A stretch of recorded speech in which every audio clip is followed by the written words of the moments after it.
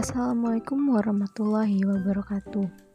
Perkenalkan, nama saya Giska Ananda Putri dengan NPM 19310900397 dari Prodi Sosiologi Agama semester 6 kelas E. Video ini saya buat untuk memenuhi nilai tugas Sosiologi Pendidikan yang berjudul Pendidikan Indonesia dengan dosen pengampu Ibu Erina Nurmawidya, SOS MPD. Baik, materi yang pertama adalah pengertian pendidikan. Pendidikan adalah upaya membimbing anak untuk mencapai kematangan fisik dan mental sejak lahir dalam interaksi alam dan lingkungan sekolah. Artinya, proses di mana seseorang atau sekelompok orang mengubah sikap dan perilakunya dengan tujuan mendidik orang melalui usaha belajar dan pengasuhan. Sebagai usaha untuk mengembangkan watak, pikiran, dan jasmani anak-anak agar mereka dapat maju menuju kesempurnaan hidup secara selaras dengan alam dan masyarakat. Maksudnya, melaksanakan kehidupan yang berlangsung dalam masyarakat tentunya akan diperoleh pengalaman-pengalaman hidup yang baik yang bersifat positif maupun negatif. Materi yang kedua yaitu perspektif dalam pendidikan. Perspektif dalam pendidikan dibagi menjadi 4. Yang pertama ada nativisme, yaitu anak lahir memiliki pembawaan sejak lahir. Faktor pembawaan, hereditas, pembawaan yang sifatnya kodrati dari kelahiran. Yang kedua ada empiris, yaitu perkembangan anak ditentukan oleh faktor lingkungan dan pendidikan. Yang ketiga ada konvergensi, yaitu faktor genetik yang baik tanpa pengaruh lingkungan yang positif. Seseorang anak tidak akan berkembang secara baik, bahkan jika sekolah yang positif tidak menciptakan kepribadian yang ideal tanpa potensi untuk mengembangkannya juga. Dan yang terakhir ada lifelong education, yaitu pendidikan berjalan sepanjang masa, berlangsung di keluarga atau informal, di sekolah atau formal, di masyarakat atau non-formal, dan di masjid. Materi yang ketiga yaitu fungsi pendidikan. Fungsi pendidikan adalah untuk menghilangkan semua sumber daya manusia yang buta huruf dan terbelakang. Dan fungsi pendidikan Indonesia berpandang bahwa pendidikan nasional berupaya mengembangkan keterampilan, watak, dan peradaban yang berharga dari suatu negara untuk membentuk konteks kehidupan intelektual bangsa. Materi yang keempat yaitu tujuan pendidikan. Tujuan pendidikan nasional Indonesia menurut Undang-Undang Nomor 4657/20 tahun 2003 yaitu pendidikan yang terawasi agar dapat tampil apa adanya atau update, mempertimbangkan berbagai kemungkinan sebagaimana adanya potensi ideal, dan terfokus pada mewujudkan pribadinya. Materi yang kelima yaitu pendidikan demokratis, globalisasi, dan di masa pandemi. Pendidikan demokrasi adalah pendidikan yang menciptakan kesempatan yang sama bagi semua anak untuk belajar di sekolah sesuai dengan kemampuannya.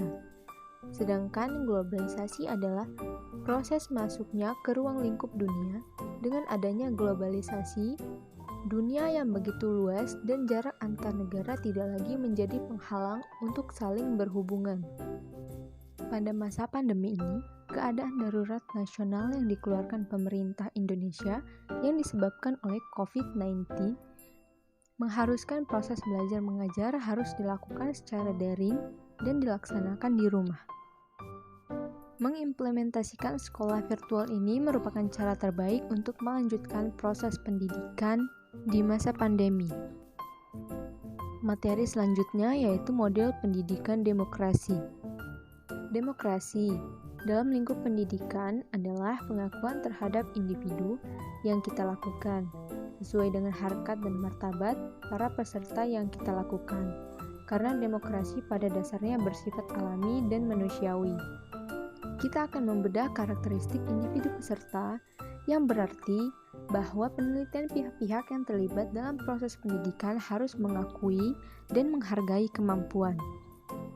Jadi, demokrasi berarti saling menghormati, saling menghargai, mengendalikan diri, dan toleransi terhadap orang lain, termasuk pengorbanan diri. Materi selanjutnya yaitu globalisasi pendidikan. Globalisasi seringkali dikaitkan dengan kemajuannya teknologi yang tidak terbatas, namun pada kenyataan yang berbeda dengan berbagai hal kehidupan. Akibat dari globalisasi ini, ikatan-ikatan antara satu negara dengan negara lain menjadi hilang, karena mudahnya berinteraksi dalam berbagai bidang. Bangsa-bangsa di dunia tidak bisa lepas dari arus. Globalisasi ini tidak ada negara yang berkembang di Asia Tenggara. Globalisasi bagaikan pedang bermata dua karena memiliki dampak positif dan negatif. Maksudnya, sebagai manusia yang hidup di era globalisasi, kita harus pintar-pintar menyikapi hal tersebut. Karena jika kita terjerumus ke dalam arus globalisasi, maka kita akan terkena imbasnya. Materi selanjutnya yaitu dampak positif globalisasi bagi pendidikan. Dampak yang pertama yaitu sistem belajar mengajar yang tidak selalu tatap muka.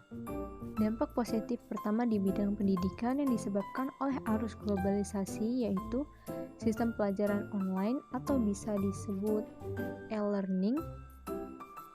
Sistem pembelajaran ini tidak mengharuskan peserta didik untuk saling berhadapan langsung.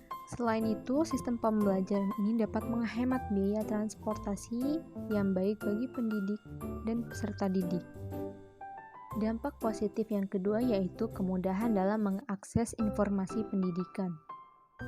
Dampak positif globalisasi di bidang pendidikan adalah mudahnya mengakses informasi pendidikan. Internet memberikan kemudahan bagi pendidik dan peserta didik untuk mengakses materi belajar. Hadirnya situs-situs yang menyediakan buku dalam bentuk digital yang dapat diunduh dan dijadikan sebagai referensi dalam proses belajar mengajar. Buku-buku elektronik ini bisa diunduh dan langsung dibaca tanpa harus mencetaknya terlebih dahulu. Dampak positif yang ketiga yaitu mendorong siswa untuk menciptakan karya yang inovatif. Artinya, diperlukan metode pembelajaran baru seperti metode berorientasi siswa yang nantinya bisa membangunkan dan meningkatkan kemampuannya untuk berpikir dan bertindak dalam pembelajaran. Selanjutnya ada dampak negatif globalisasi bagi pendidikan. Yang pertama, ada menurunnya kualitas moral siswa. Artinya dampak buruk globalisasi terhadap dunia pendidikan yaitu menurunnya kualitas moral peserta didik. Informasi di internet yang dapat diakses secara mudah sangat rawan dalam mempengaruhi moral siswa. Contohnya, situs-situs yang berbau pornografi. Secara tidak langsung, situs-situs tersebut dapat memengaruhi perilaku siswa. Secara tidak langsung, situs-situs tersebut dapat mempengaruhi perilaku siswa.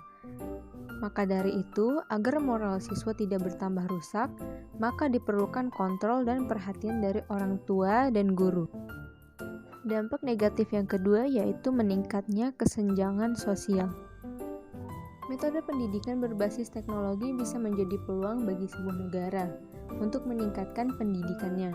Namun, nyatanya kemajuan teknologi dan informasi di dunia pendidikan perlu dibarengi dengan kesiapan mental.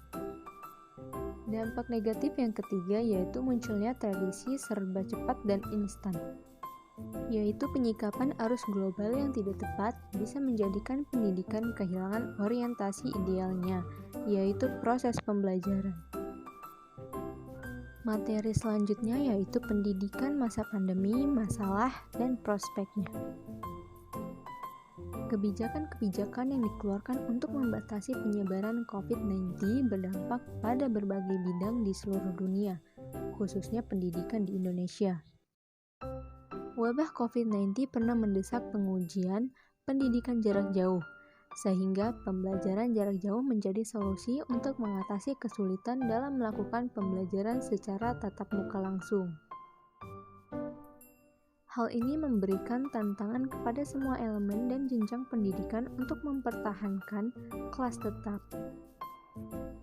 Praktiknya, menurut peserta didik untuk berinteraksi dan melakukan transfer pengetahuan secara online, pembelajaran online dapat memanfaatkan platform berupa aplikasi, situs web, jejaring sosial, maupun learning management system.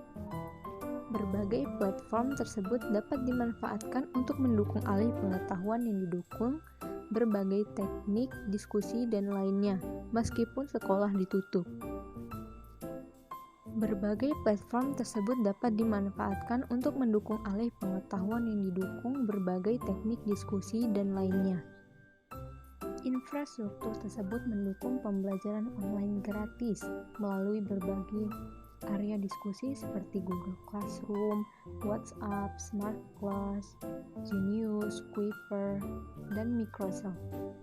Seperti contohnya fitur WhatsApp yang meliputi grup WhatsApp yang dapat digunakan untuk mengirim pesan teks, gambar, video, dan file dalam berbagai format kepada semua anggota.